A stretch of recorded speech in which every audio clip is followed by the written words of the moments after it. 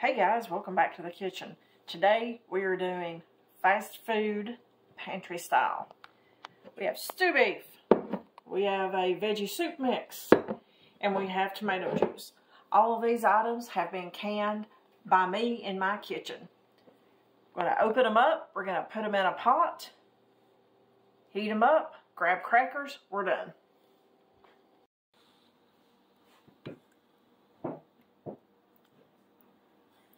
Okay.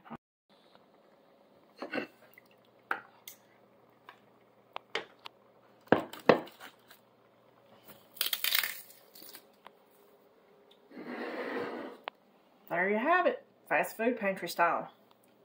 Thanks for stopping by the kitchen. We'll see you on the next video.